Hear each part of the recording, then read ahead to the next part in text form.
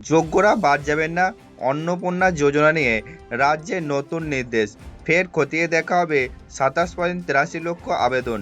নমস্কার বন্ধুরা, আজকের এই ভিডিওতে অন্নপূর্ণা যোজনা নিয়ে একটি গুরুত্বপূর্ণ আপডেট জানাবো, তাই ভিডিওটি শেষ পর্যন্ত দেখুন। রাজ্যের বিভিন্ন জেলা থেকে অভিযোগ উঠে এসেছে যে অনেক যোগ্য আবেদনকারী এখনো অন্নপূর্ণা যোজনার টাকা পাননি।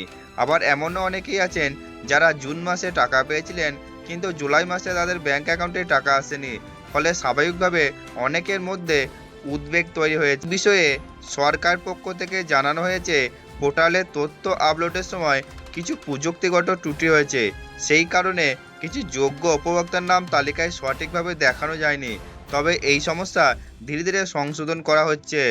এইদিকে শুভেন্দু অধিকারী জানিয়েছেন, যারা প্রকৃতর্থে যোগ্য তাদের কেউ শেষ পর্যন্ত বঞ্চিত হবেন না। যোগ্য আবেদনকারীদের টাকা দেওয়ার বিষয়টা নিশ্চিত করা হবে বলে দাবি করা হয়েছে। সবচেয়ে বড় খবর হলো, অন্নপূর্ণা যোজনার 27.83 লক্ষ বাতিল হওয়ার আবেদন আবার নতুন করে খতিয়ে দেখার নির্দেশ হয়েছে। জেলা প্রশাসনকে প্রতিটি আবেদন পুনরায় যাচাই করে প্রকৃত যোগ্যদের তালিকা চূড়ান্ত করার নির্দেশ দেওয়া হয়েছে। তাই যদি আপনার আবেদন রিজেক্টেড বা আন্ডার ইনকোয়ারি অথবা এখনও টাকা না পেয়ে থাকেন, তাহলে এখনও হতাশ হওয়ার প্রয়োজন নেই। আপনার আবেদন পুনরায় যাচাই হতে পারে এবং যোগ্য হলে ভবিষ্যতে আপনার অ্যাকাউন্টে টাকা আসতে পারে। তবে মনে রাখবেন, সরকারি পক্ষ থেকে নতুন করে তালিকা প্রকাশ বা আবেদন যাচাইয়ের কাজ সম্পূর্ণ হলে তবেই চূড়ান্ত সিদ্ধান্ত জানানো যাবে।